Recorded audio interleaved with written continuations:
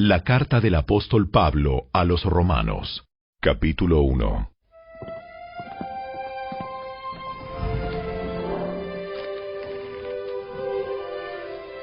Yo, Pablo, esclavo de Cristo Jesús y elegido por Dios para ser apóstol y enviado a predicar su buena noticia, escribo esta carta. Dios prometió esa buena noticia hace tiempo, por medio de sus profetas en las Sagradas Escrituras. La buena noticia trata de su Hijo en su vida terrenal. Él fue descendiente del rey David y quedó demostrado que era el Hijo de Dios cuando fue resucitado de los muertos mediante el poder del Espíritu Santo. Él es Jesucristo, nuestro Señor. Por medio de Cristo, Dios nos ha dado a nosotros como apóstoles el privilegio y la autoridad de anunciar por todas partes a los gentiles lo que Dios ha hecho por ellos, a fin de que crean en Él y lo obedezcan, lo cual dará gloria a su nombre. Ustedes están incluidos entre los gentiles que fueron llamados a pertenecer a Jesucristo. Les escribo a todos ustedes, los amados de Dios que están en Roma y son llamados a ser su pueblo santo. Que Dios nuestro Padre y el Señor Jesucristo les den gracia y paz. Ante todo les digo que mediante Jesucristo le doy gracias a mi Dios por todos ustedes, porque en todas partes del mundo se habla de la fe que tienen en Él. Dios sabe cuántas veces los recuerdo en mis oraciones. Día y noche hago mención de ustedes y sus necesidades delante de Dios, a quien sirvo con todo mi corazón, anunciando la buena noticia acerca de su Hijo. Algo que siempre pido en oración es que Dios mediante se presente la oportunidad de ir por fin a verlos, pues tengo muchos deseos de visitarlos para llevarles algún don espiritual que los ayude a crecer firmes en el Señor. Cuando nos encontremos, quiero alentarlos en la fe, pero también me gustaría recibir aliento de la fe de ustedes. Quiero que sepan, amados hermanos, que me propuse muchas veces ir a visitarlos, pero hasta el momento me vi impedido. Mi deseo es trabajar entre ustedes y ver frutos espirituales, tal como he visto entre otros gentiles, pues siento una gran obligación, tanto con los habitantes del mundo civilizado como con los del resto del mundo, con los instruidos y los incultos por igual. Así que estoy ansioso por visitarlos también a ustedes que están en Roma para predicarles la buena noticia. Pues no me avergüenzo de la buena noticia acerca de Cristo, porque es poder de Dios en acción para salvar a todos los que creen, a los judíos primero y también a los gentiles. Esa buena noticia nos revela cómo Dios nos hace justos ante sus ojos, lo cual se logra del principio al fin por medio de la fe. Como dicen las Escrituras, es por medio de la fe que el justo tiene vida. Pero Dios muestra su ira desde el cielo contra todos los que son pecadores y perversos, que detienen la verdad con su perversión. Ellos conocen la verdad acerca de Dios, porque Él se la ha hecho evidente, pues desde la creación del mundo, todos han visto los cielos y la tierra, por medio de todo lo que Dios hizo. Ellos pueden ver a simple vista las cualidades invisibles de Dios, su poder eterno y su naturaleza divina. así que no tienen ninguna excusa para no conocer a Dios. Es cierto, ellos conocieron a Dios, pero no quisieron adorarlo como Dios, ni darle gracias. En cambio, comenzaron a inventar ideas necias sobre Dios. Como resultado, la mente les quedó en oscuridad y confusión. Afirmaban ser sabios, pero se convirtieron en completos necios. Y en lugar de adorar al Dios inmortal y glorioso, rindieron culto a ídolos que ellos mismos se hicieron con forma de simples mortales, de aves, de animales de 4 patas y de reptiles. Entonces Dios los abandonó para que hicieran todas las cosas vergonzosas que deseaban en su corazón. Como resultado, usaron sus cuerpos para hacerse cosas viles y degradantes entre sí. Cambiaron la verdad acerca de Dios por una mentira, y así rindieron culto y sirvieron a las cosas que Dios creó, pero no al Creador mismo, quien es digno de eterna alabanza. Amén.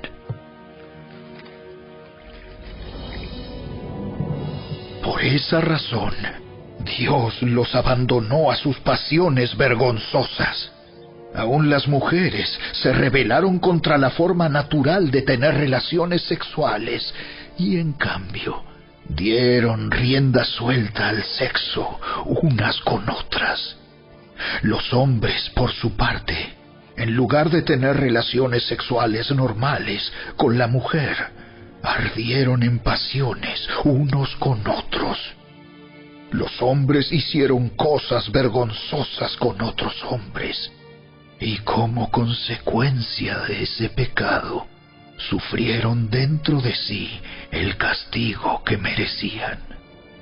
Por pensar que era una tontería reconocer a Dios, Él los abandonó a sus tontos razonamientos y dejó que hicieran cosas que jamás deberían hacerse. Se llenaron de toda clase de perversiones, pecados, avaricia, odio, envidia, homicidios, peleas, engaños, conductas maliciosas y chismes. Son traidores, insolentes, arrogantes, fanfarrones y gente que odia a Dios. Inventan nuevas formas de pecar y desobedecen a sus padres. No quieren entrar en razón. No cumplen lo que prometen. Son crueles y no tienen compasión. Saben bien que la justicia de Dios exige que los que hacen esas cosas merecen morir. Pero ellos igual las hacen. Peor aún, incitan a otros a que también las hagan.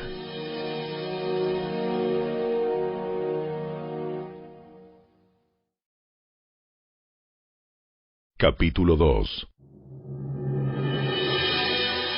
Tal vez crees que puedes condenar a tales individuos, pero tu maldad es igual que la de ellos, y no tienes ninguna excusa.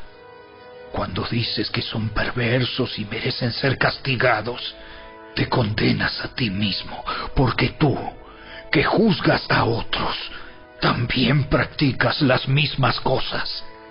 Y sabemos que Dios, en su justicia, castigará a todos los que hacen tales cosas.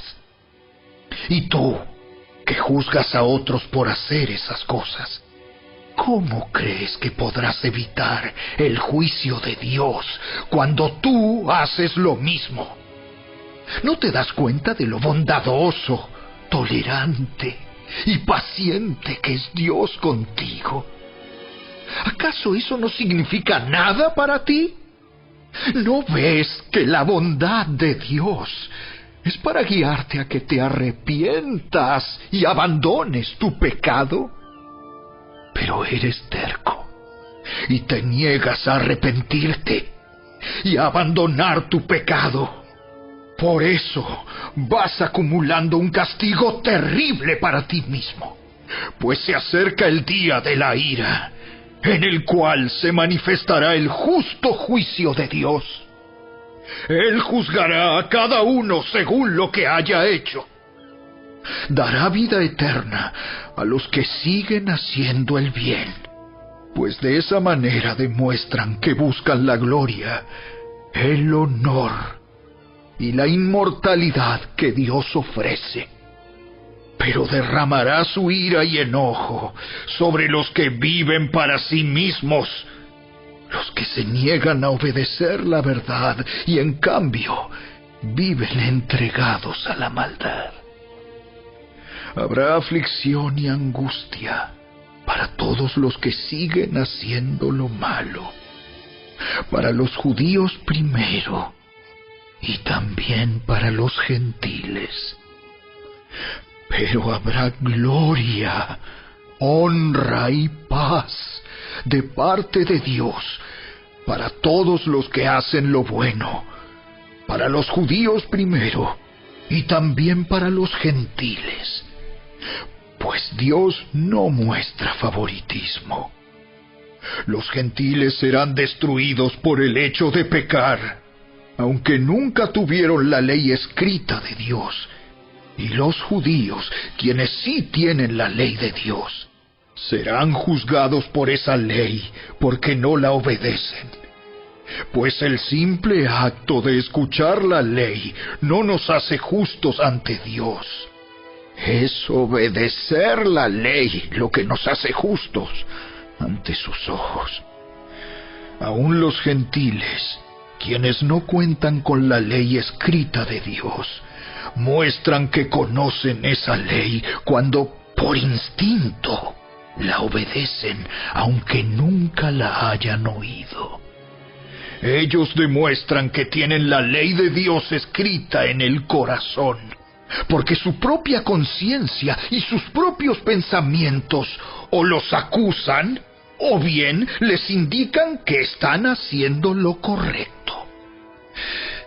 Y el mensaje que proclamo es que se acerca el día en que Dios juzgará por medio de Cristo Jesús la vida secreta de cada uno. Tú, que te llamas judío, confías en la ley de Dios y te jactas de tu relación especial con Él. Tú sabes lo que a Él le agrada. Sabes bien qué es lo correcto, porque se te ha enseñado su ley. Estás convencido de que eres guía para los ciegos y luz para los que andan perdidos en la oscuridad. Piensas que puedes instruir al ignorante y enseñar a los niños los caminos de Dios, pues estás seguro de que la ley de Dios te da pleno conocimiento y toda la verdad. Ahora bien, si tú enseñas a otros, ¿por qué no te enseñas a ti mismo? Predicas a otros que no se debe robar, ¿pero tú robas? Dices que está mal cometer adulterio, ¿pero tú cometes adulterio? Condenas la idolatría, ¿pero tú usas objetos robados de los templos paganos? Te sientes muy orgulloso de conocer la ley, pero deshonras a Dios al quebrantarla. No es extraño que las Escrituras digan: los gentiles blasfeman en nombre de Dios por causa de ustedes. La ceremonia judía de la circuncisión solo tiene valor si obedeces la ley de Dios. Pero si no obedeces la ley de Dios, no estás en mejor condición que un gentil incircunciso. Y si los gentiles obedecen la ley de Dios, ¿acaso Él no los considerará su propio pueblo? De hecho, Los gentiles incircuncisos que cumplen la ley de Dios los condenarán a ustedes, judíos, que están circuncidados y tienen la ley de Dios, pero no la obedecen. Pues no se es un verdadero judío solo por haber nacido de padres judíos, ni por haber pasado por la ceremonia de la circuncisión. No, un verdadero judío es aquel que tiene el corazón recto a los ojos de Dios. La verdadera circuncisión no consiste meramente en obedecer la letra de la ley, sino que es un cambio en el corazón, producido por el Espíritu, y una persona con un corazón transformado busca la aprobación de Dios, no la de la gente.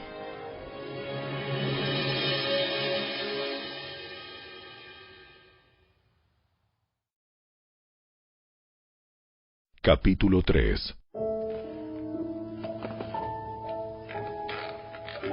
Entonces, ¿cuál es la ventaja de ser judío? ¿Tiene algún valor la ceremonia de la circuncisión? Claro que sí. Tiene muchos beneficios. En primer lugar, a los judíos se les confió toda la revelación de Dios. Es cierto, algunos de ellos fueron infieles. ¿Pero acaso eso significa que, porque ellos fueron infieles, Dios también será infiel?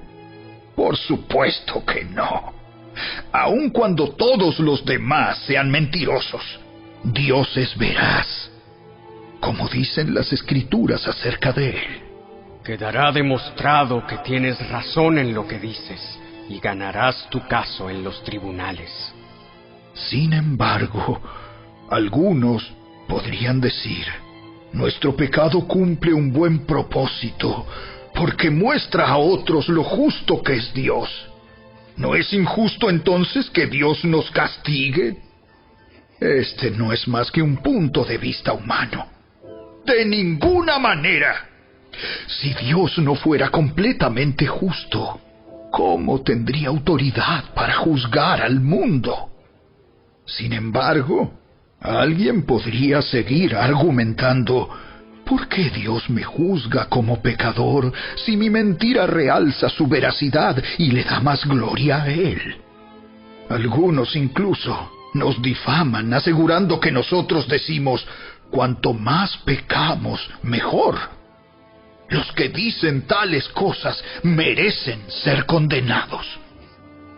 Ahora bien, ¿llegamos a la conclusión de que los judíos somos mejores que los demás? ¡Para nada! Tal como acabamos de demostrar, todos, sean judíos o gentiles, están bajo el poder del pecado. Como dicen las Escrituras, no hay ni un solo justo, ni siquiera uno. Nadie es realmente sabio. Nadie busca a Dios. Todos se desviaron. Todos se volvieron inútiles. No hay ni uno que haga lo bueno, ni uno solo. Lo que hablan es repugnante, como el mal olor de una tumba abierta. Su lengua está llena de mentiras. Veneno de serpientes gotea de sus labios. Su boca está llena de maldición y amargura. Se apresuran a matar. Siempre hay destrucción y sufrimiento en sus caminos. No saben dónde encontrar paz. No tienen temor de Dios en absoluto.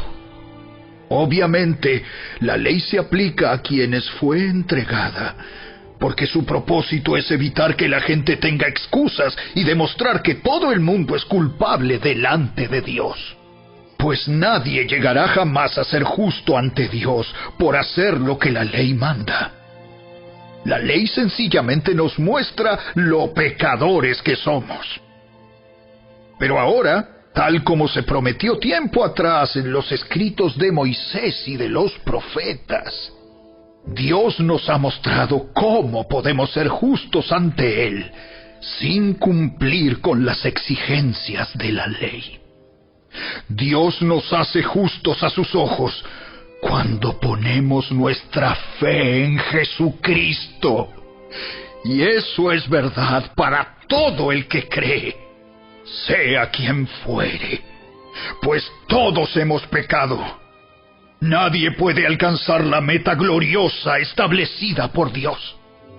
Sin embargo, Dios nos declara justos, gratuita y bondadosamente, por medio de Cristo Jesús, quien nos liberó del castigo de nuestros pecados. Pues Dios ofreció a Jesús como el sacrificio por el pecado. Las personas son declaradas justas a los ojos de Dios cuando creen que Jesús sacrificó su vida al derramar su sangre. Ese sacrificio muestra que Dios actuó con justicia cuando se contuvo y no castigó a los que pecaron en el pasado, porque miraba hacia el futuro y de ese modo los incluiría en lo que llevaría a cabo en el tiempo presente.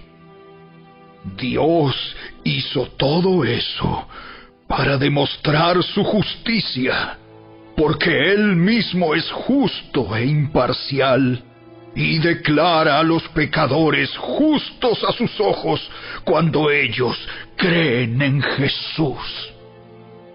¿Podemos entonces jactarnos de haber hecho algo para que Dios nos acepte? No, porque nuestra libertad de culpa y cargo no se basa en la obediencia a la ley. Está basada en la fe. Así que somos declarados justos a los ojos de Dios por medio de la fe y no por obedecer la ley. Después de todo, ¿acaso Dios es solo el Dios de los judíos? ¿No es también el Dios de los gentiles? Claro que sí. Hay solo un Dios, y Él declara justos a judíos y gentiles únicamente por medio de la fe. Entonces, si hacemos énfasis en la fe, ¿eso significa que podemos olvidarnos de la ley? Por supuesto que no. De hecho, solo cuando tenemos fe, cumplimos verdaderamente la ley.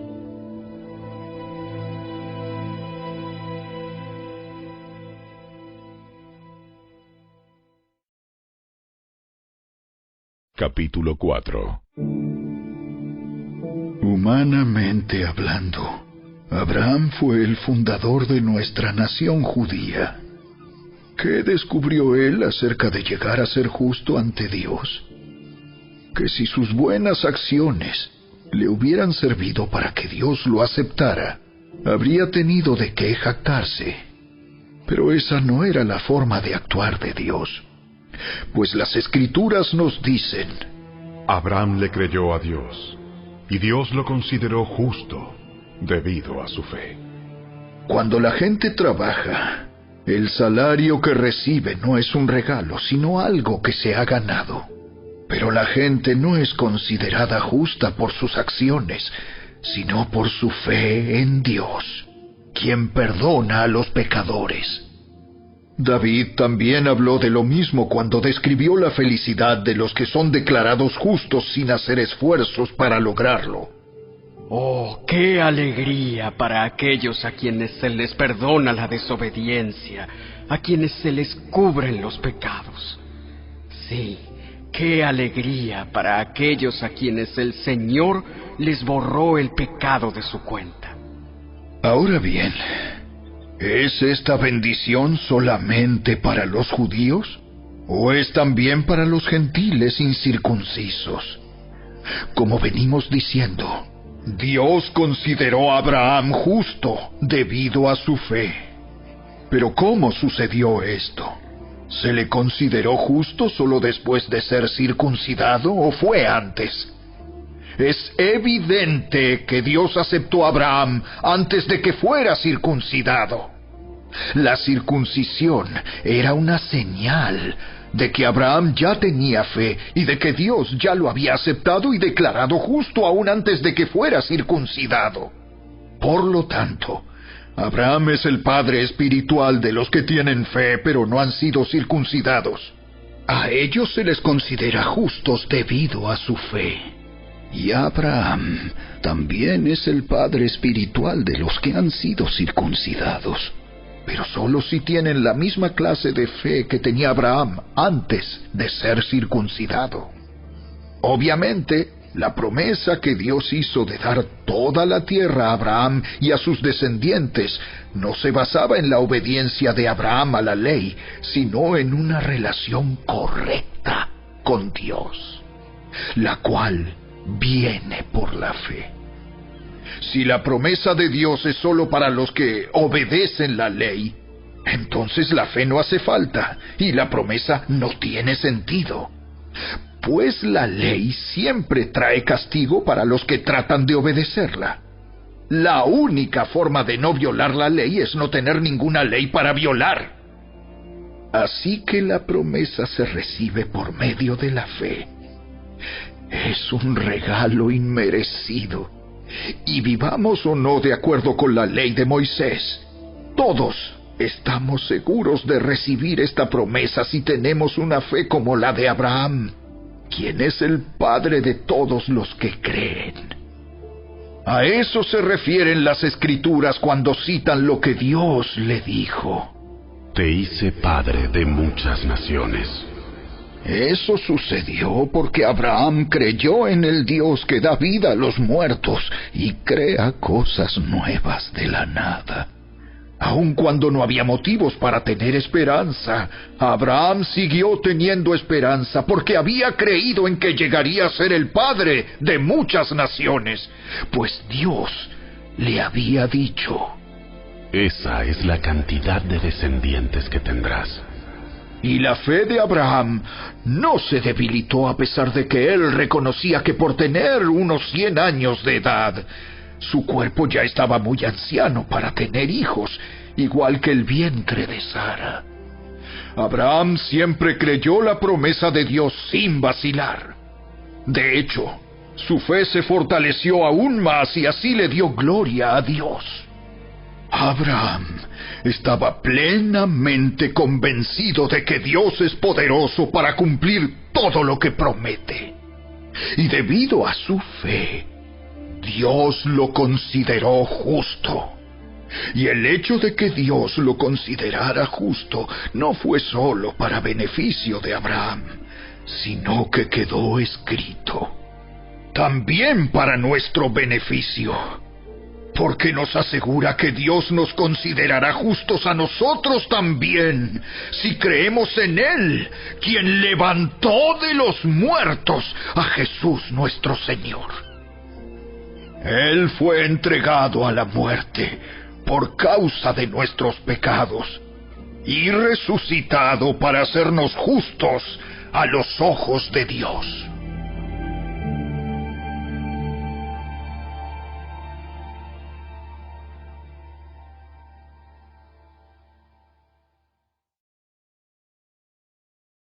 Capítulo 5.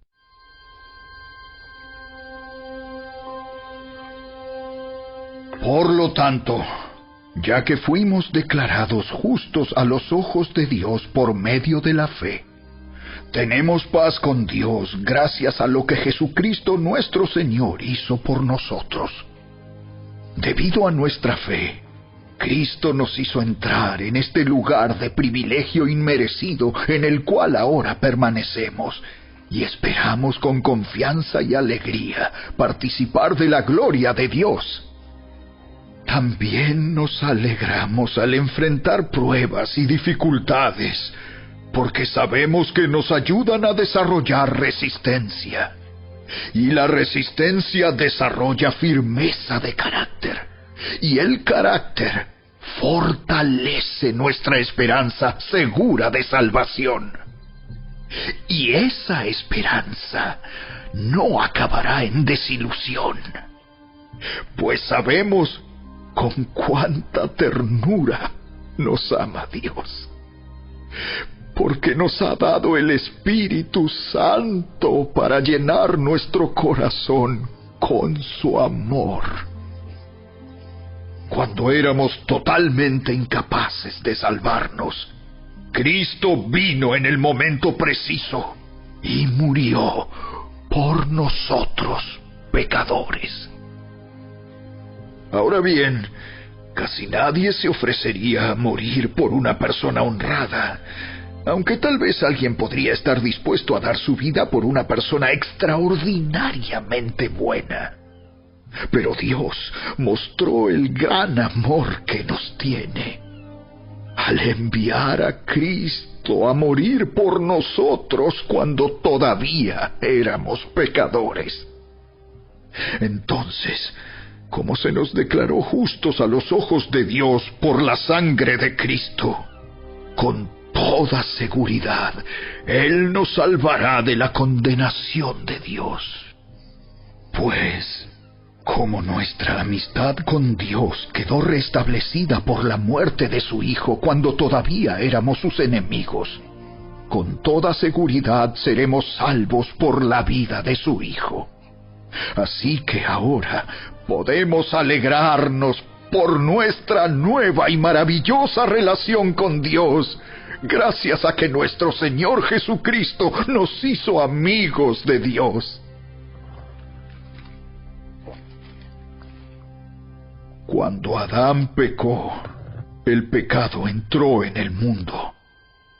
El pecado de Adán introdujo la muerte, de modo que la muerte se extendió a todos, porque todos pecaron.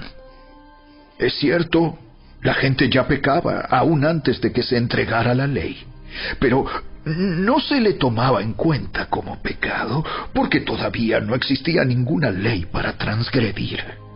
Sin embargo, desde los tiempos de Adán hasta los de Moisés, todos murieron, incluso los que no desobedecieron un mandamiento explícito de Dios como lo hizo Adán.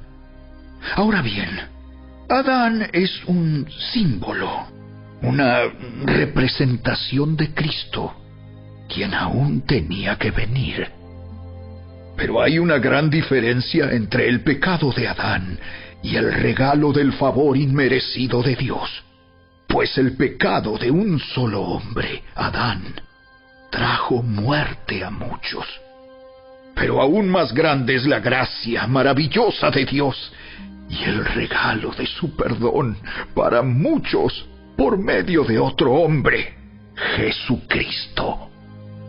Y el resultado del regalo del favor inmerecido de Dios es muy diferente de la consecuencia del pecado de ese primer hombre.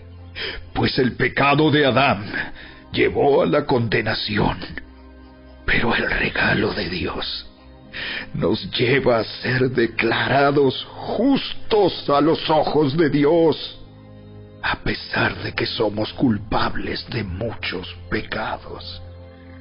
Pues el pecado de un solo hombre, Adán, hizo que la muerte reinara sobre muchos. Pero aún más grande es la gracia maravillosa de Dios y el regalo de su justicia, porque todos los que lo reciben vivirán en victoria sobre el pecado y la muerte por medio de un solo hombre, Jesucristo. Así es, un solo pecado de Adán trae condenación para todos. Pero un solo acto de justicia de Cristo trae una relación correcta con Dios y vida nueva para todos.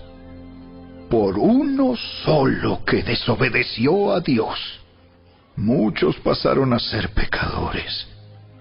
Pero por uno solo que obedeció a Dios, muchos serán declarados justos. La ley de Dios fue entregada para que toda la gente se diera cuenta de la magnitud de su pecado Pero mientras más pecaba la gente, más abundaba la gracia maravillosa de Dios.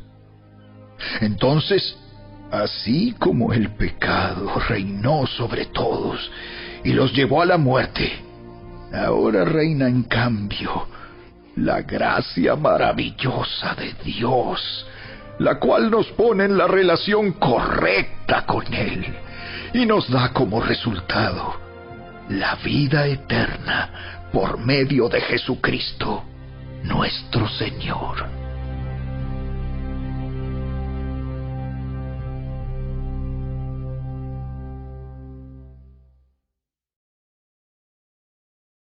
Capítulo 6. Ahora bien, ¿deberíamos seguir pecando para que Dios nos muestre más y más su gracia maravillosa? Por supuesto que no. Nosotros hemos muerto al pecado. Entonces, ¿cómo es posible que sigamos viviendo en pecado? ¿O acaso olvidaron que cuando fuimos unidos a Cristo Jesús en el bautismo, nos unimos a Él en su muerte? Pues hemos muerto y fuimos sepultados con Cristo mediante el bautismo. Y tal como Cristo fue levantado de los muertos por el poder glorioso del Padre, ahora nosotros también podemos vivir una vida nueva.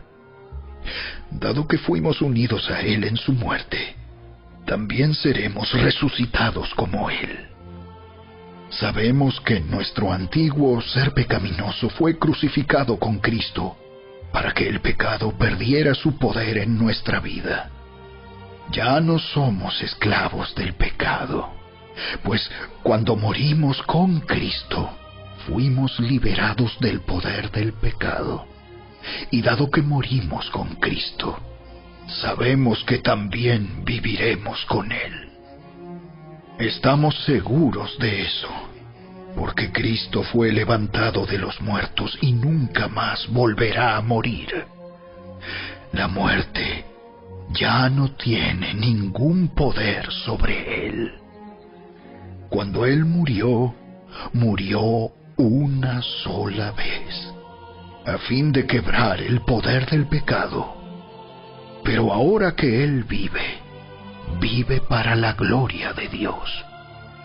Así también ustedes deberían considerarse muertos al poder del pecado y vivos para Dios por medio de Cristo Jesús. No permitan que el pecado controle la manera en que viven. No caigan ante los deseos pecaminosos. No dejen que ninguna parte de su cuerpo se convierta en un instrumento del mal para servir al pecado. En cambio, entréguense completamente a Dios, porque antes estaban muertos, pero ahora tienen una vida nueva. Así que usen todo su cuerpo como un instrumento para hacer lo que es correcto para la gloria de Dios. El pecado ya no es más su amo, porque ustedes ya no viven bajo las exigencias de la ley. En cambio, viven en la libertad de la gracia de Dios. Ahora bien, ¿eso significa que podemos seguir pecando porque la gracia de Dios nos ha liberado de la ley? Claro que no. ¿No se dan cuenta de que uno se convierte en esclavo de todo lo que decide obedecer? Uno puede ser esclavo del pecado, lo cual lleva a la muerte, o puede decidir obedecer a Dios, lo cual lleva a una vida recta. Antes ustedes eran esclavos del pecado, pero gracias a Dios, ahora obedecen de todo corazón la enseñanza que les hemos dado. Ahora son libres de la esclavitud del pecado y se han hecho esclavos de la vida recta. Uso la ilustración de la esclavitud para ayudarlos a entender todo esto, porque la naturaleza humana de ustedes es débil. En el pasado se dejaron esclavizar por la impureza y el desenfreno, lo cual los hundió aún más en el pecado. Ahora deben entregarse como esclavos a la vida recta para llegar a ser santos. Cuando eran esclavos del pecado, estaban libres de la obligación de hacer lo correcto. ¿Y cuál fue la consecuencia? Que ahora están avergonzados de las cosas que solían hacer, cosas que terminan en la condenación eterna. Pero ahora quedaron libres del poder del pecado y se han hecho esclavos de Dios. Ahora hacen las cosas que llevan a la santidad y que dan como resultado la vida eterna. Pues la paga que deja el pecado es la muerte, pero el regalo que Dios da es la vida eterna por medio de Cristo Jesús, nuestro Señor.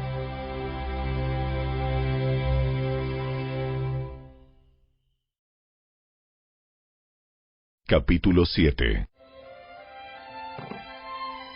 Ahora bien, amados hermanos, ustedes que conocen la ley, ¿no saben que la ley se aplica solo mientras una persona está viva?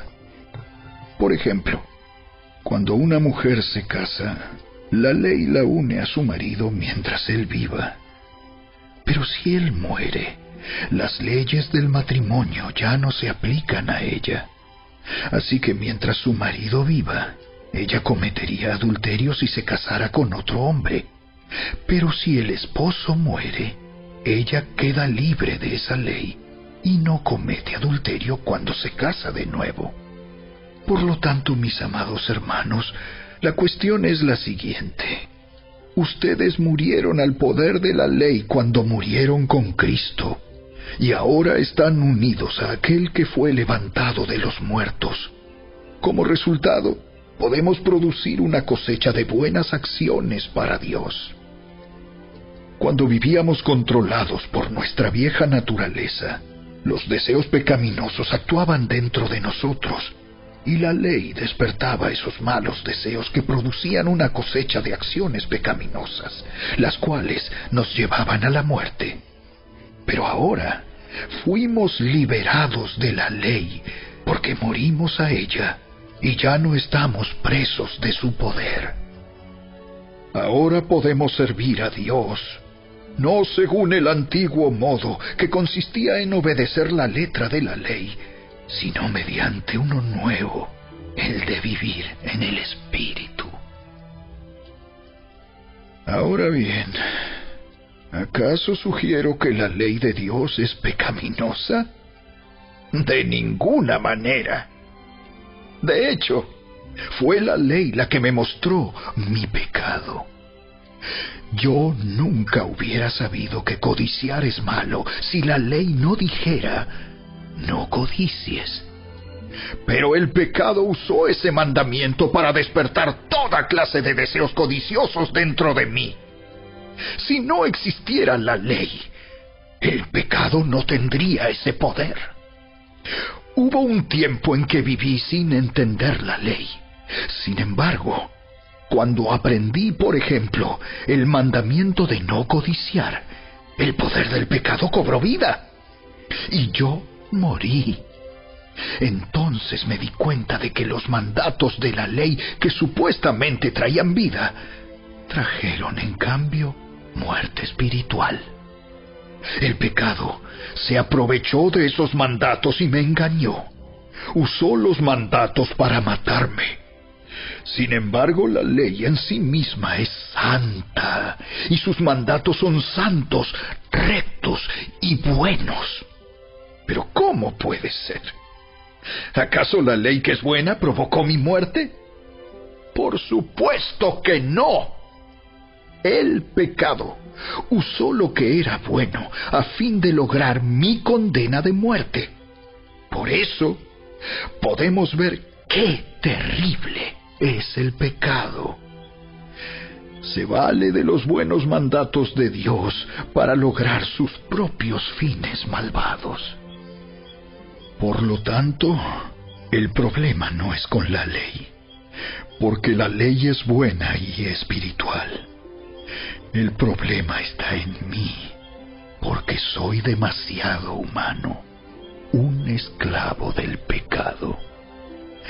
Realmente no me entiendo a mí mismo, porque quiero hacer lo que es correcto, pero no lo hago. En cambio, hago lo que odio. Pero si yo sé que lo que hago está mal, eso demuestra que estoy de acuerdo con que la ley es buena. Entonces, no soy yo el que hace lo que está mal, sino el pecado que vive en mí. Yo sé que en mí, es decir, en mi naturaleza pecaminosa, no existe nada bueno. Quiero hacer lo que es correcto, pero no puedo. Quiero hacer lo que es bueno, pero no lo hago. No quiero hacer lo que está mal, pero igual lo hago. Ahora, si hago lo que no quiero hacer, realmente no soy yo el que hace lo que está mal, sino el pecado que vive en mí.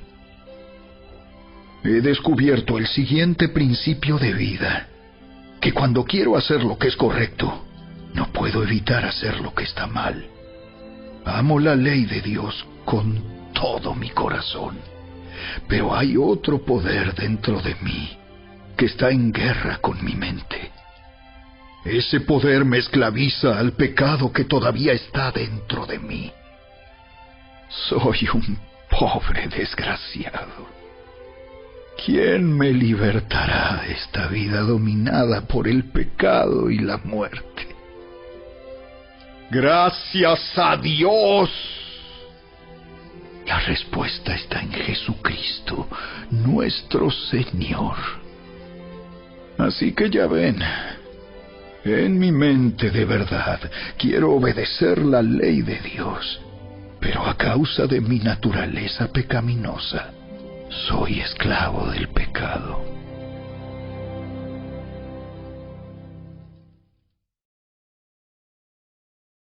Capítulo 8. Por lo tanto, ya no hay condenación para los que pertenecen a Cristo Jesús.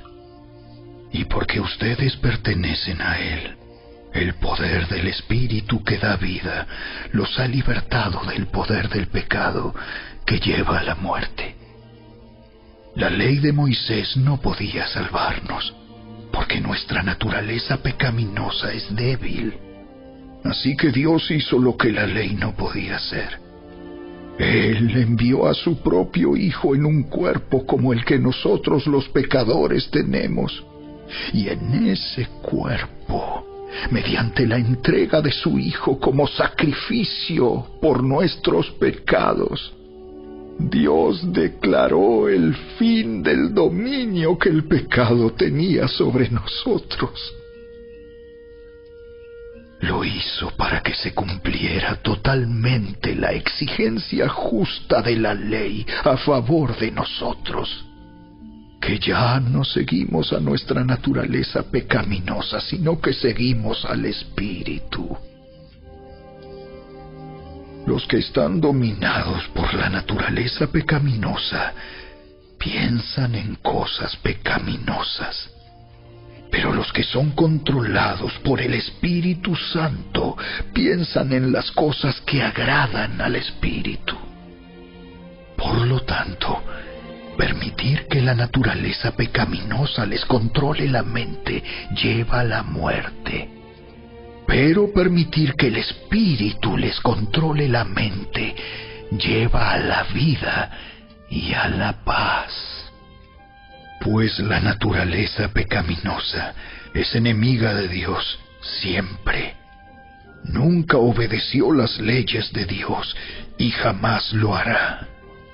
Por eso, los que todavía viven bajo el dominio de la naturaleza pecaminosa nunca pueden agradar a Dios. Pero ustedes no están dominados por su naturaleza pecaminosa. Son controlados por el Espíritu, si el Espíritu de Dios vive en ustedes. Y recuerden que los que no tienen al Espíritu de Cristo en ellos, de ninguna manera pertenecen a Él. Y Cristo vive en ustedes. Entonces, aunque el cuerpo morirá por causa del pecado, el Espíritu les da vida, porque ustedes ya fueron declarados justos a los ojos de Dios. El Espíritu de Dios, quien levantó a Jesús de los muertos, vive en ustedes.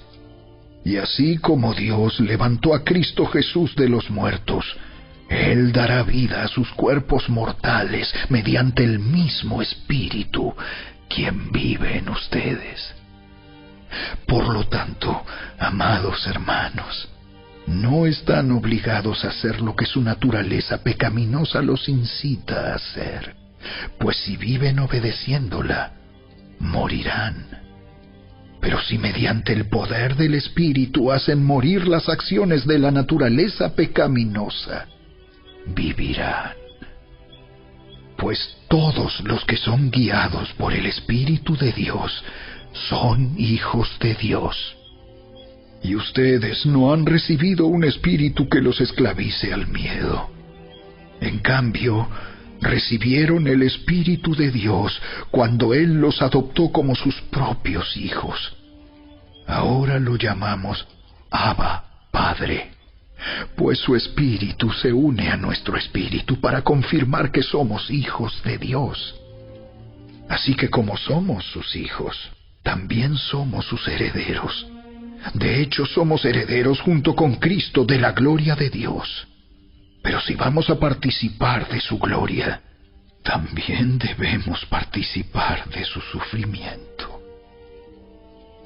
Sin embargo, lo que ahora sufrimos no es nada comparado con la gloria que Él nos revelará más adelante, pues toda la creación espera con anhelo el día futuro en que Dios revelará quiénes son verdaderamente sus hijos.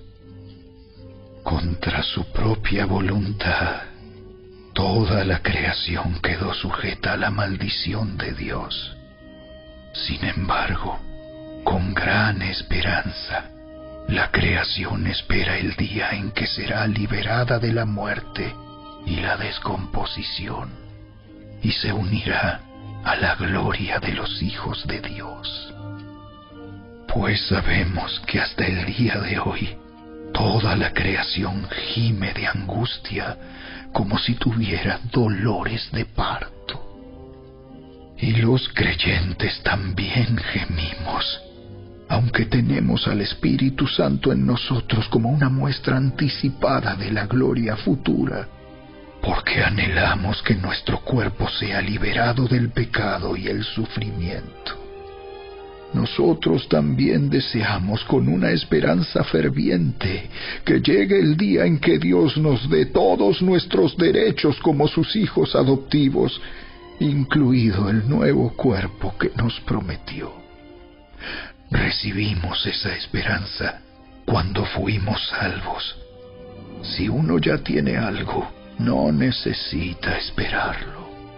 Pero si deseamos algo que todavía no tenemos, debemos esperar con paciencia y confianza. Además, el Espíritu Santo nos ayuda en nuestra debilidad.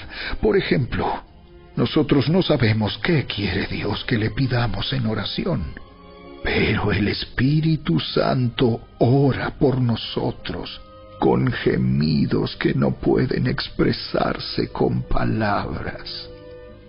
Y el Padre, quien conoce cada corazón, sabe lo que el Espíritu dice, porque el Espíritu intercede por nosotros, los creyentes, en armonía con la voluntad de Dios.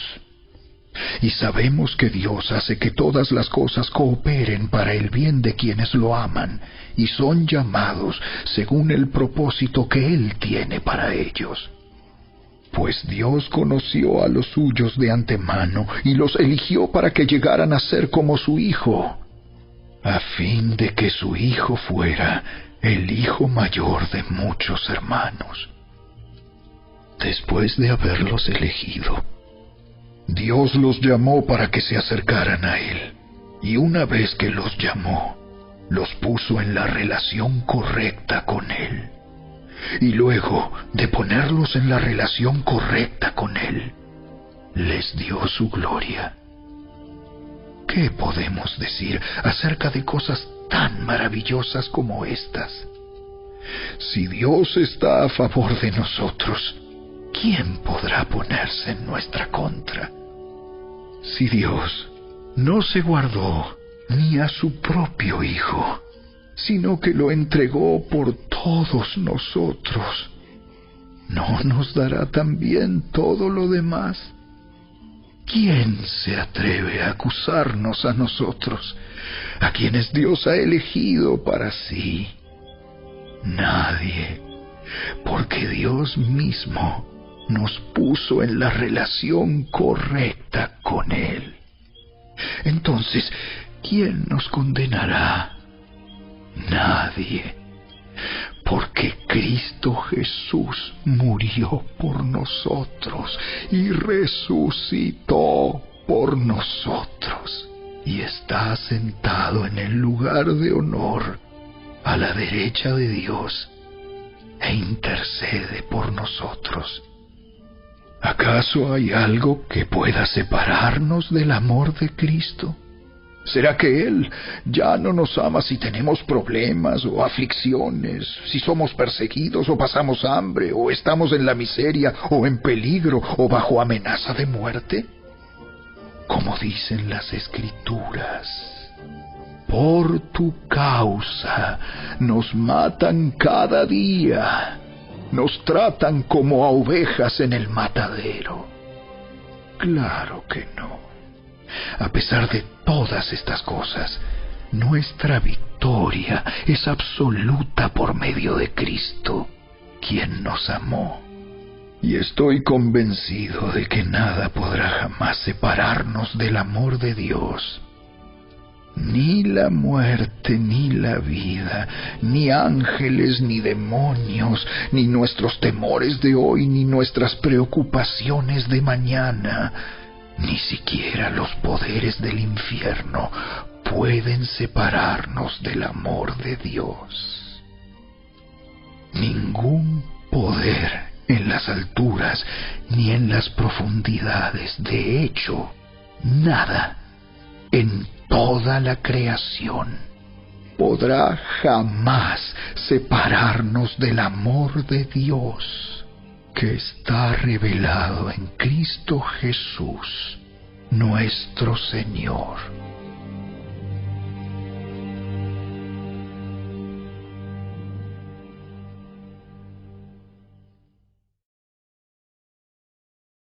Capítulo 9. Con Cristo de testigo, hablo con toda veracidad. Mi conciencia y el Espíritu Santo lo confirman.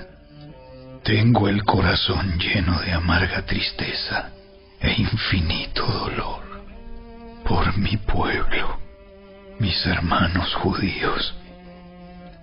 Yo estaría dispuesto a vivir bajo maldición para siempre, separado de Cristo, si eso pudiera salvarlos.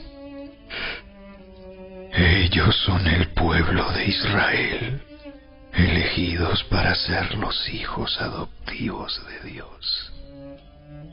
Él les reveló su gloria, hizo pactos con ellos y les entregó su ley.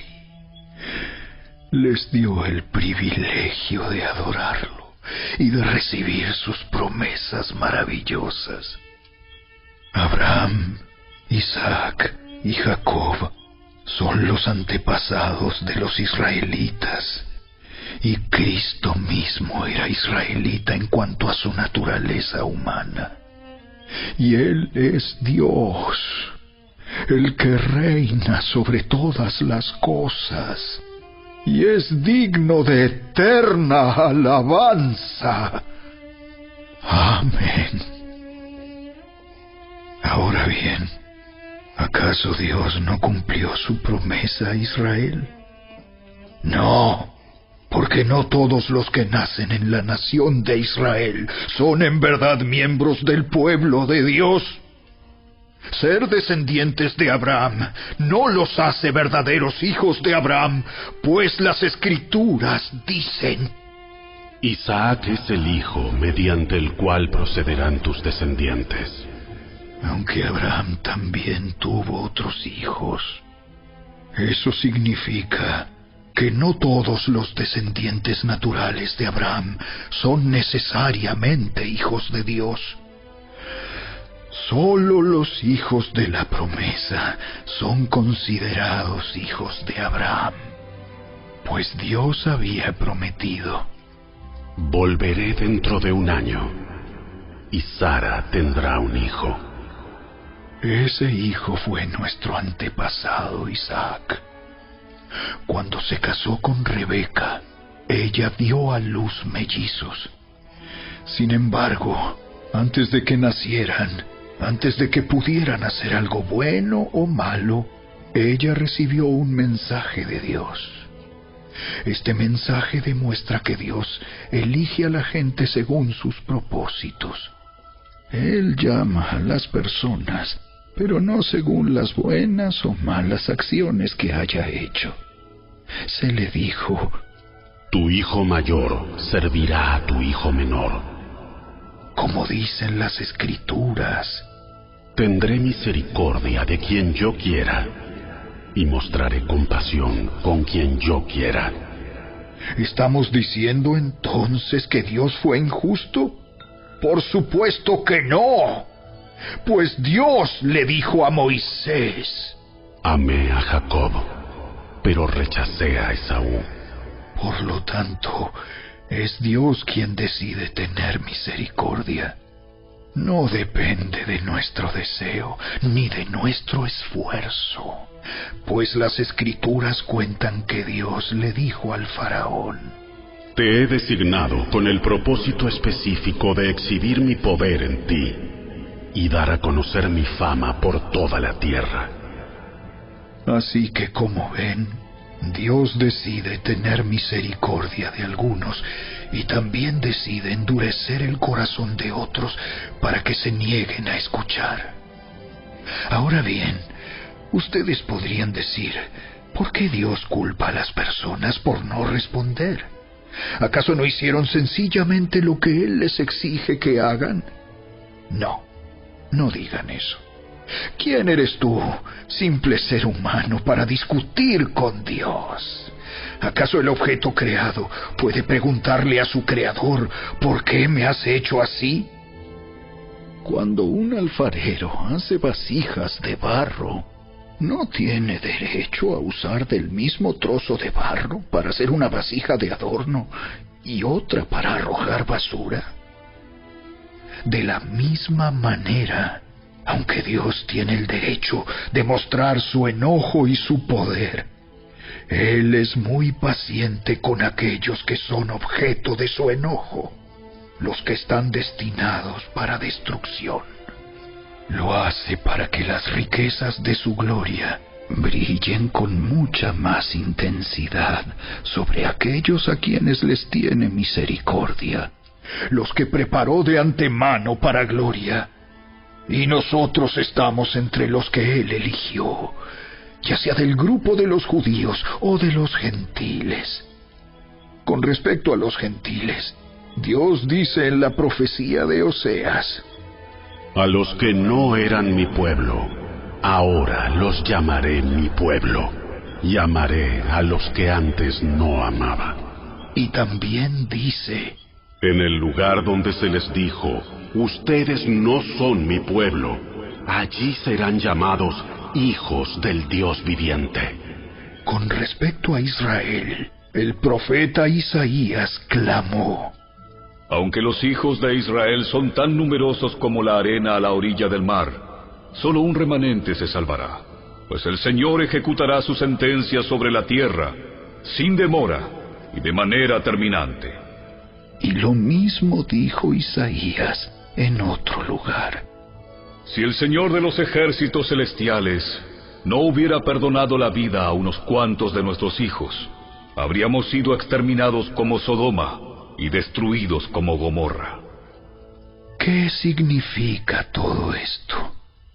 Aunque los gentiles no trataban de seguir las normas de Dios, fueron declarados justos a los ojos de Dios. Y eso sucedió por medio de la fe.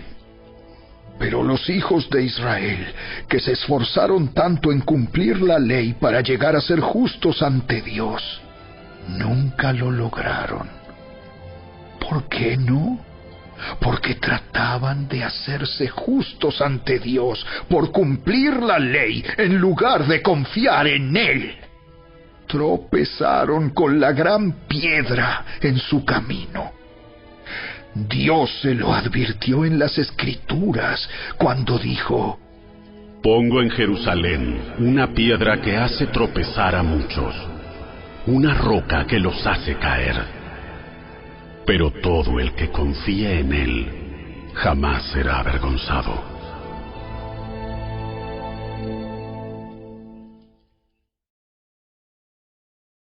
Capítulo 10.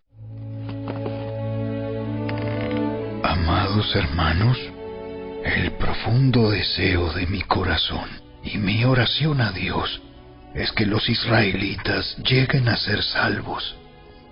Yo sé que ellos tienen un gran entusiasmo por Dios, pero es un fervor mal encausado, pues no entienden la forma en que Dios hace justas a las personas ante Él. Se niegan a aceptar el modo de Dios y en cambio se aferran a su propio modo de hacerse justos ante Él tratando de cumplir la ley. Sin embargo, Cristo ya cumplió el propósito por el cual se entregó la ley. Como resultado, a todos los que creen en Él se les declara justos a los ojos de Dios. Pues Moisés escribe que la ley exige obediencia a todos sus mandatos para que una persona llegue a ser justa ante Dios. Pero el modo de la fe para hacernos justos ante Dios dice: no digas en tu corazón: ¿quién subirá al cielo para hacer bajar a Cristo a la tierra?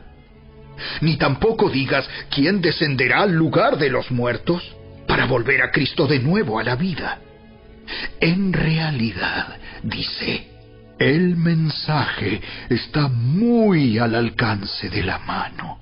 Está en tus labios y en tu corazón. Y ese mensaje es el mismo mensaje que nosotros predicamos acerca de la fe.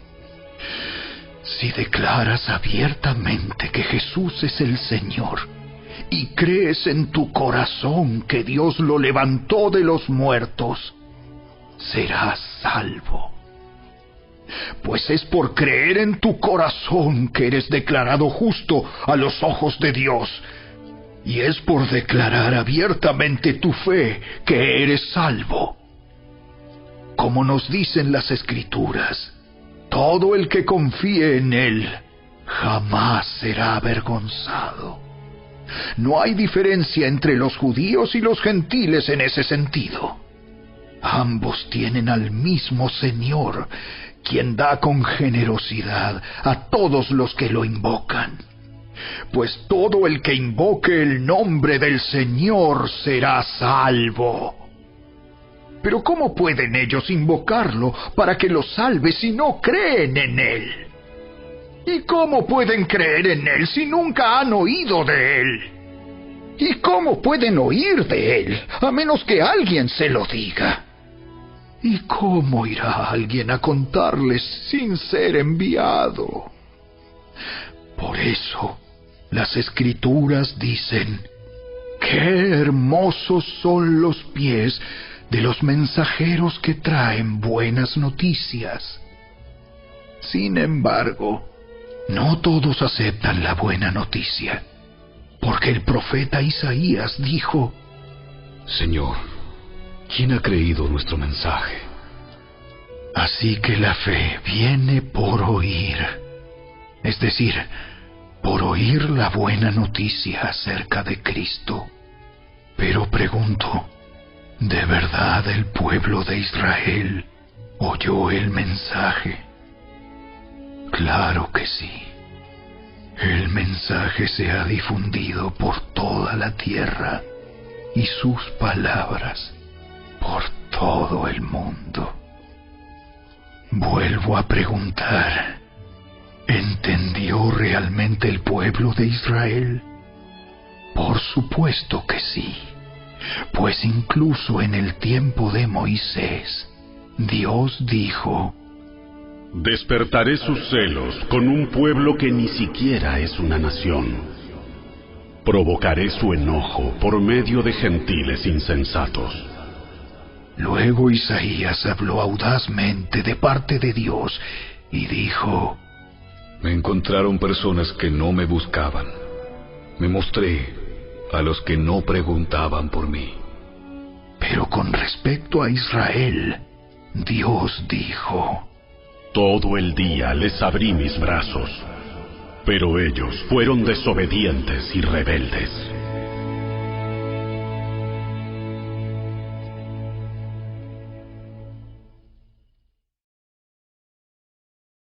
Capítulo 11. Entonces pregunto, ¿acaso Dios ha rechazado a su propio pueblo, la nación de Israel? Por supuesto que no. Yo mismo soy israelita, descendiente de Abraham y miembro de la tribu de Benjamín. No, Dios no ha rechazado a su propio pueblo, al cual eligió desde el principio. ¿Se dan cuenta de lo que dicen las Escrituras sobre el tema?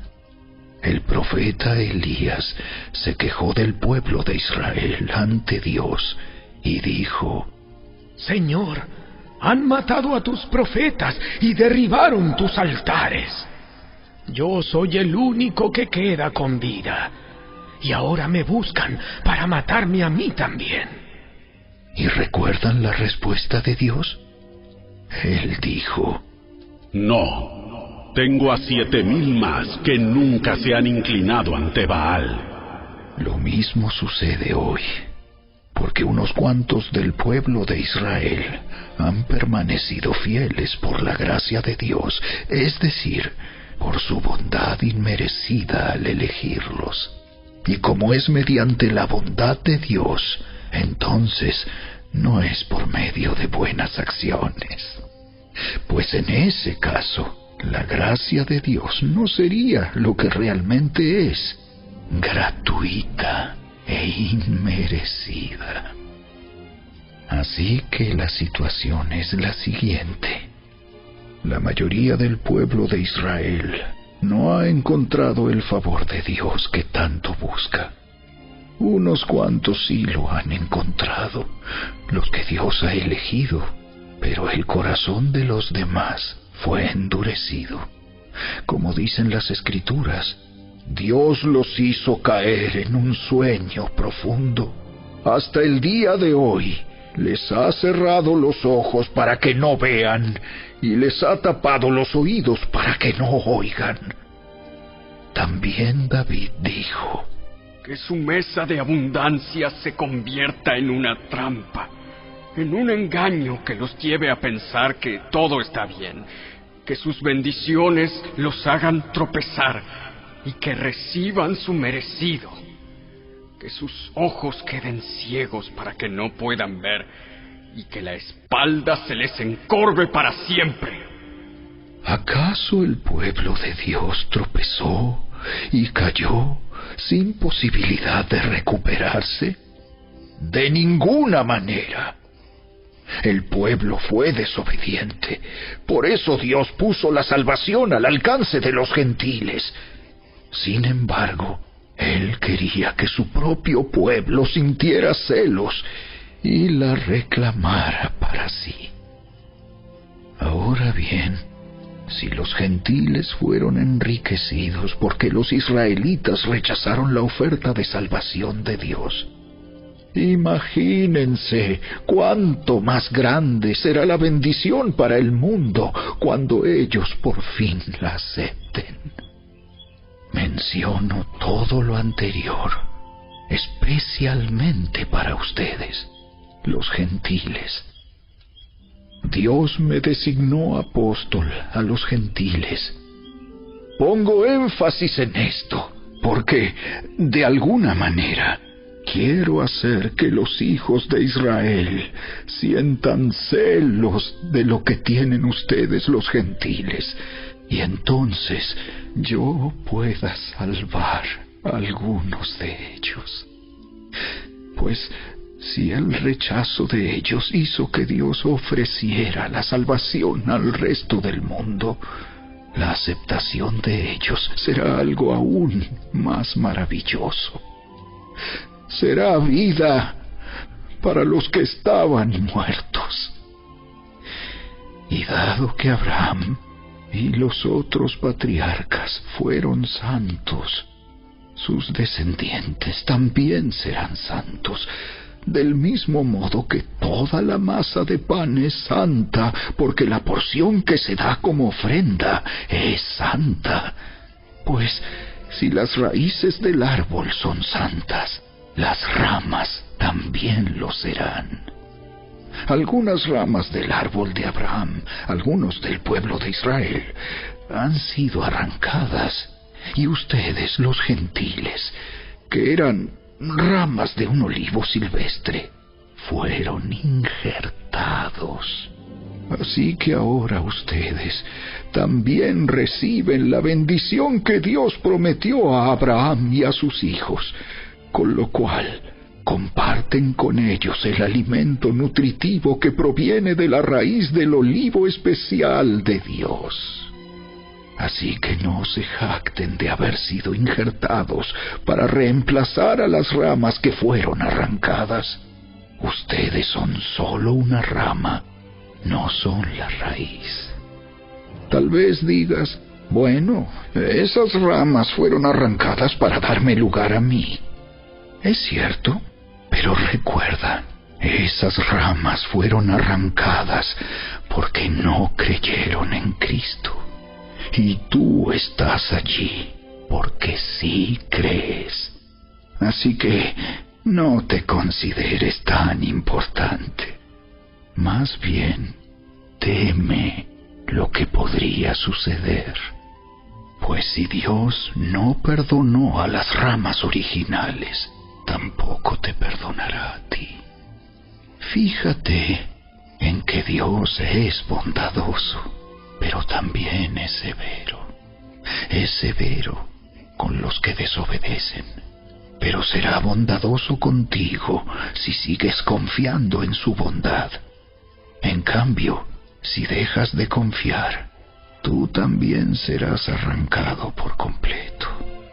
Y si el pueblo de Israel abandona su incredulidad, volverá a ser injertado, pues Dios tiene poder para volver a injertarlo en el árbol. Tú, por naturaleza, eras una rama cortada de un olivo silvestre. Por lo tanto, si Dios estuvo dispuesto a ir en contra de la naturaleza al injertarte en un árbol cultivado, Él estará mucho más dispuesto a injertar las ramas originales en el árbol al que pertenecen. Mis amados hermanos, quiero que entiendan este misterio, para que no se vuelvan orgullosos de ustedes mismos. Parte del pueblo de Israel tiene el corazón endurecido. Pero eso solo durará hasta que se complete el número de gentiles que aceptarán a Cristo. Y entonces todo Israel será salvo, como dicen las Escrituras. El que rescata vendrá de Jerusalén y apartará a Israel de la maldad. Y mi pacto con ellos es que quitaré sus pecados. Muchos del pueblo de Israel ahora son enemigos de la buena noticia. y eso los beneficia a ustedes, los gentiles, porque Él eligió a los antepasados Abraham, Isaac y Jacob, pues los dones de Dios y su llamado son irrevocables. Ustedes, los gentiles, antes eran rebeldes contra Dios, pero cuando el pueblo de Israel se rebeló contra Él, Dios tuvo misericordia de ustedes y no de ellos. Ahora ellos son los rebeldes, y a ustedes Dios les mostró su misericordia para que ellos también participen de la misericordia de Dios. Pues Dios encarceló a todos en la desobediencia para poder tener misericordia de todos. ¡Qué grande es la riqueza, la sabiduría y el conocimiento de Dios! Es realmente imposible para nosotros entender sus decisiones y sus caminos. Pues, ¿quién puede conocer los pensamientos del Señor? ¿Quién sabe lo suficiente para aconsejarlo? ¿Y quién le ha entregado tanto para que Él tenga que devolvérselo? Pues todas las cosas provienen de Él y existen por su poder y son para su gloria. A Él sea toda la gloria por siempre. Amén.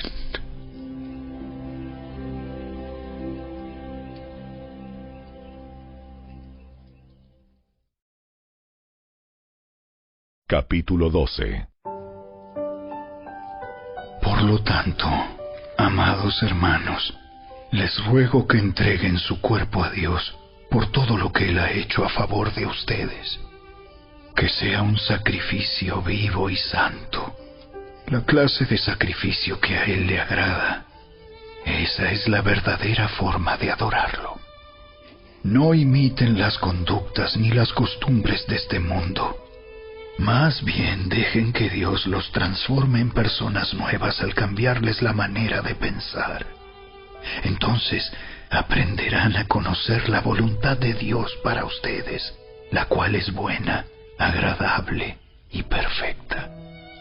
Basado en el privilegio y la autoridad que Dios me ha dado, le advierto a cada uno de ustedes lo siguiente: ninguno se crea mejor de lo que realmente es. Sean realistas al evaluarse a ustedes mismos. Háganlo según la medida de fe que Dios les haya dado. Así como nuestro cuerpo tiene muchas partes y cada parte tiene una función específica, el cuerpo de Cristo también. Nosotros somos las diversas partes de un solo cuerpo y nos pertenecemos unos a otros. Dios, en su gracia, nos ha dado dones diferentes para hacer bien determinadas cosas. Por lo tanto, si Dios te dio la capacidad de profetizar, habla con toda la fe que Dios te haya concedido. Si tu don es servir a otros, sírvelos bien. Si eres maestro, enseña bien. Si tu don consiste en animar a otros, anímalos. Si tu don es dar, hazlo con generosidad. Si Dios te ha dado la capacidad de liderar, toma la responsabilidad en serio. Y si tienes el don de mostrar bondad a otros, hazlo con gusto. No finjan amar a los demás. Ámenlos de verdad. Aborrezcan lo malo. Aférrense a lo bueno. Ámense unos a otros con un afecto genuino y deleítense al honrarse mutuamente. No sean nunca perezosos, más bien trabajen con esmero y sirvan al Señor con entusiasmo. Alégrense por la esperanza segura que tenemos. Tengan paciencia en las dificultades y sigan orando. Estén listos para ayudar a los hijos de Dios cuando pasen necesidad. Estén siempre dispuestos a brindar hospitalidad. Bendigan a quienes los persiguen. No los maldigan, sino pídanle a Dios en oración que los bendiga. Alégrense con los que están alegres y lloren con los que lloran. Vivan en armonía unos con otros. No sean tan orgullosos como para no disfrutar de la compañía de la gente común. Y no piensen que lo saben todo. Nunca devuelvan a nadie mal por mal. Compórtense de tal manera que todo el mundo vea que ustedes son personas honradas. Hagan todo lo posible por vivir en paz con todos. Queridos amigos, nunca tomen venganza. Dejen que se encargue la justa ira de Dios, pues dicen las Escrituras: Yo tomaré venganza. Yo les pagaré lo que se merecen. En cambio, si tus enemigos tienen hambre, dales de comer. Si tienen sed, dales de beber. Al hacer esto, amontonarás carbones encendidos de vergüenza sobre su cabeza. No dejen que el mal los venza. Más bien, venzan el mal haciendo el bien.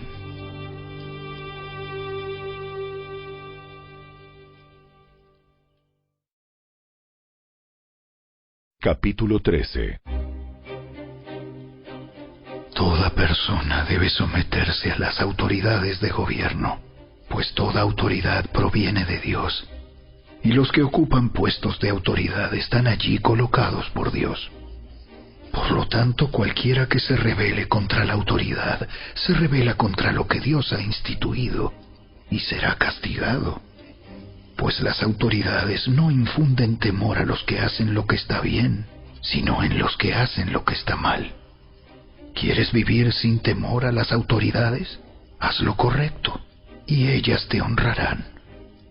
Las autoridades están al servicio de Dios para tu bien.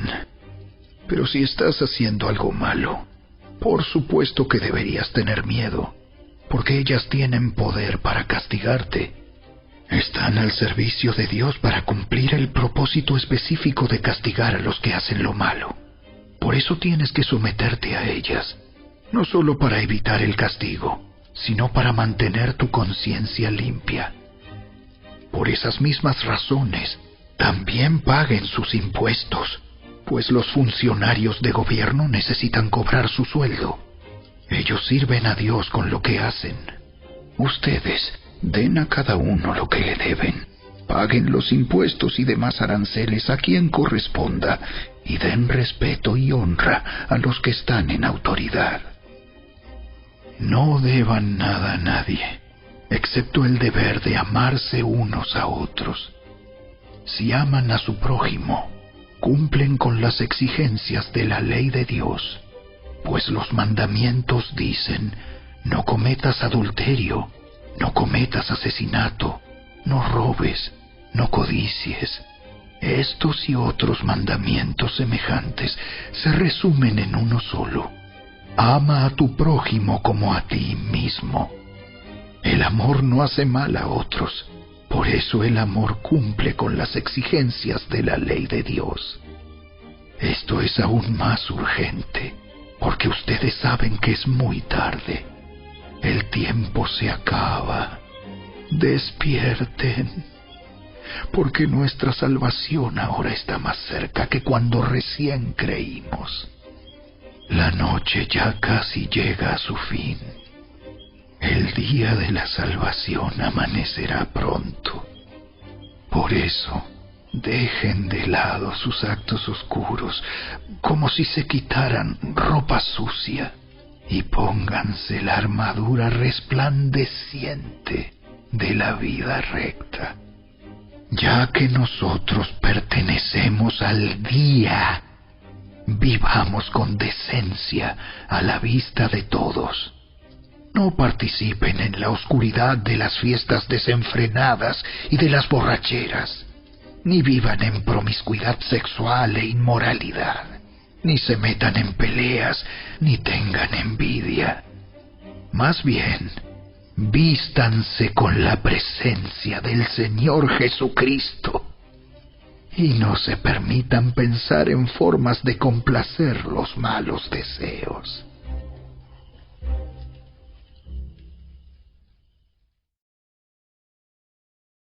Capítulo 14. Acepten a los creyentes que son débiles en la fe y no discutan acerca de lo que ellos consideran bueno o malo. Por ejemplo, un creyente piensa que está bien comer de todo, pero otro creyente, con una conciencia sensible, come solo verduras. Los que se sienten libres para comer de todo no deben menospreciar a los que no sienten la misma libertad. Y los que no comen determinados alimentos no deben juzgar a los que sí los comen, porque a esos hermanos Dios los ha aceptado. ¿Quién eres tú para juzgar a los sirvientes de otro? Su amo dirá si quedan en pie o caen, y con la ayuda del Señor quedarán en pie y recibirán la aprobación de Él. Del mismo modo, algunos piensan que un día es más sagrado que otro, mientras que otros creen que todos los días son iguales. Cada uno debería estar plenamente convencido de que el día que elija es aceptable. Los que adoran al Señor un día en particular lo hacen para honrarlo a Él.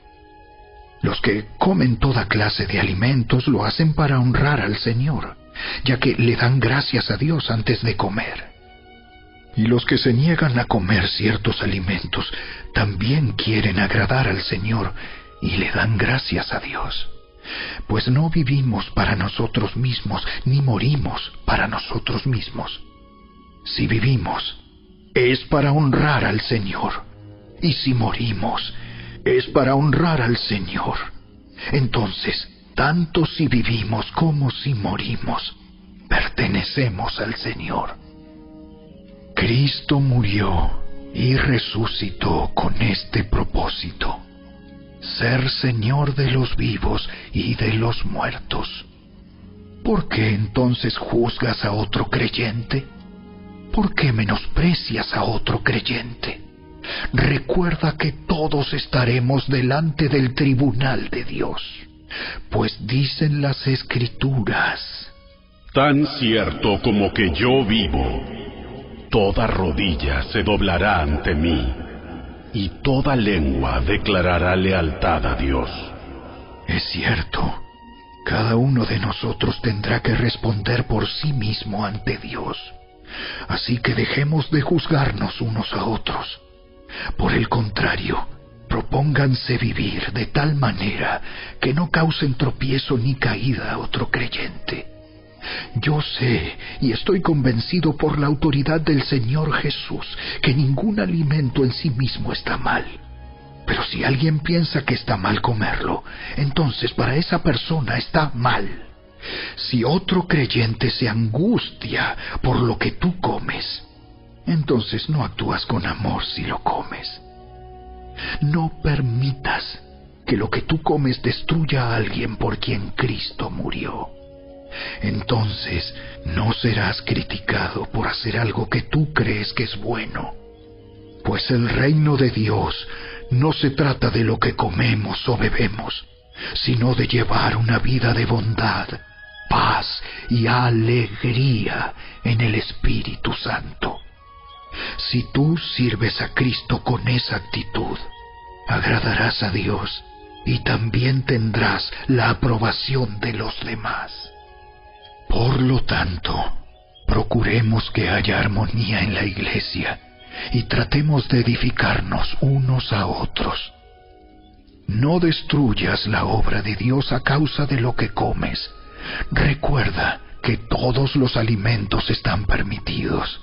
Lo malo es comer algo que haga tropezar a otro. Es mejor no comer carne, ni beber vino, ni hacer ninguna otra cosa que pudiera causar que otro creyente tropiece. Tal vez crees que no hay nada malo en lo que haces, pero manténlo entre tú y Dios. Benditos son los que no se sienten culpables por hacer algo que han decidido que es correcto. Pero si tienes dudas acerca de si debes o no comer algo en particular, entonces es pecado comerlo, pues no eres fiel a tus convicciones. Si haces algo que crees que está mal, pecas.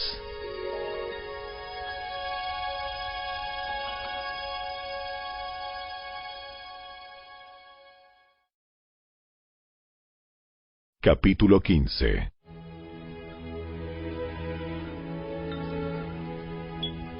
Los que somos fuertes debemos tener consideración de los que son sensibles a este tipo de cosas. No debemos agradarnos solamente a nosotros mismos. Deberíamos ayudar a otros a hacer lo que es correcto y edificarlos en el Señor, pues ni siquiera Cristo vivió para agradarse a sí mismo. Como dicen las Escrituras: los insultos de aquellos que te insultan, oh Dios, han caído sobre mí. Tales cosas se escribieron hace tiempo en las Escrituras para que nos sirvan de enseñanza, y las Escrituras nos dan esperanza y ánimo mientras esperamos con paciencia hasta que se cumplan las promesas de Dios. Que Dios, quien da esa paciencia y ese ánimo, los ayude a vivir en plena armonía unos con otros, como corresponde a los seguidores de Cristo Jesús. Entonces, todos ustedes podrán unirse en una sola voz para dar alabanza y gloria a Dios, el Padre de nuestro Señor Jesucristo. Por lo tanto, acéptense unos a otros, tal como Cristo los aceptó a ustedes, para que Dios reciba la gloria. Recuerden que Cristo vino a servir a los judíos para demostrar que Dios es fiel a las promesas que les hizo a los antepasados de ellos. También vino para que los gentiles le dieran la gloria a Dios por la misericordia que Él tuvo con ellos. A eso se refería el salmista cuando escribió: por eso te alabaré entre los gentiles, cantaré alabanzas a tu nombre. Y en otro lugar está escrito: alégrense con su pueblo, oh gentiles.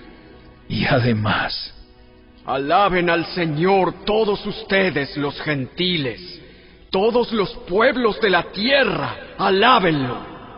Y en otro lugar, Isaías dijo: el heredero del trono de David vendrá y reinará sobre los gentiles. Ellos pondrán su esperanza en él. Le pido a Dios, fuente de esperanza, que los llene completamente de alegría y paz, porque confían en Él. Entonces rebosarán de una esperanza segura mediante el poder del Espíritu Santo. Mis amados hermanos, estoy plenamente convencido de que ustedes están llenos de bondad. Conocen estas cosas tan bien que pueden enseñárselas unos a otros. Aún así, me atreví a escribirles sobre algunos de estos temas porque sé que lo único que necesitan es recordarlos, pues por la gracia de Dios, soy un mensajero especial de Cristo Jesús, enviado a ustedes los gentiles. Les transmito la buena noticia para presentarlos como una ofrenda aceptable a Dios, hecha santa por el Espíritu Santo. Así que tengo razón de estar entusiasmado por todo lo que Cristo Jesús ha hecho por medio de mí al servir a Dios. Sin embargo, no me atrevo a jactarme de nada, salvo de lo que Cristo ha hecho por medio de mí al llevar a los gentiles a Dios a través de mi mensaje y de la manera en que he trabajado entre ellos. Los gentiles se convencieron por el poder de señales milagrosas y maravillas, y por el poder del Espíritu de Dios. De esa manera presenté con toda plenitud la buena noticia de Cristo desde Jerusalén hasta llegar a la región del Ilírico. Mi gran aspiración siempre ha sido predicar la buena noticia donde nunca antes se ha oído el nombre de Cristo, y no donde otro ya ha comenzado una iglesia. He seguido el plan que mencionan las Escrituras, donde dice: los que nunca se enteraron de él, verán, y los que nunca oyeron de él, entenderán. De hecho, mi visita a ustedes se demoró tanto, precisamente porque estuve predicando en esos lugares. Ahora que terminé mi trabajo en estas regiones, y después de todos estos largos años de espera, tengo muchos deseos de ir a verlos. Estoy pensando viajar a España. Cuando lo haga, me detendré en Roma, y luego de disfrutar de la compañía de ustedes por un breve tiempo, podrán ayudarme con lo necesario para mi viaje. Sin embargo, antes de visitarlos, debo ir a Jerusalén para llevar una ofrenda a los creyentes de allí. Pues les cuento, los creyentes de Macedonia y Acaya con entusiasmo juntaron una ofrenda para los creyentes de Jerusalén que son pobres. Lo hicieron con gusto, porque se sienten en deuda con ellos. Dado que los gentiles recibieron las bendiciones espirituales de la buena noticia por parte de los creyentes de Jerusalén, sienten que lo menos que pueden hacer por ellos a cambio es ayudarlos económicamente. En cuanto yo entregue ese dinero y termine esa buena acción de los gentiles, iré a visitarlos a ustedes de camino a España. Cuando vaya, estoy seguro de que Cristo bendecirá en abundancia el tiempo que pasemos juntos. Mis amados hermanos, les pido encarecidamente, en el nombre de nuestro Señor Jesucristo, que se unan a mi lucha orando a Dios por mí. Háganlo por el amor que me tienen, ese amor que el Espíritu Santo les ha dado. Pídanle que me libre de los que están en Judea, que se niegan a obedecer a Dios. Pídanle también que los creyentes de allí estén dispuestos a aceptar la ofrenda que llevo a Jerusalén. Entonces, por la voluntad de Dios, podré ir a verlos con un corazón alegre y nos alentaremos unos a otros. Y que Dios, quien nos da su paz, esté con todos ustedes. Amén.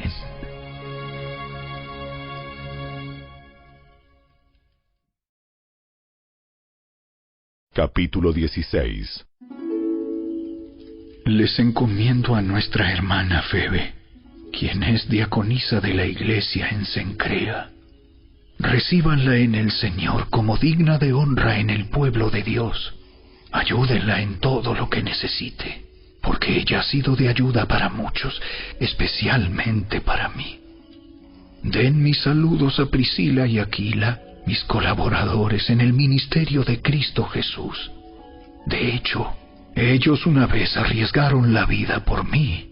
Yo les estoy agradecido, igual que todas las iglesias de los gentiles. Den también mis saludos a la iglesia que se reúne en el hogar de ellos. Saluden a mi querido amigo Epeneto. Él fue el primero de toda la provincia de Asia que se convirtió en seguidor de Cristo.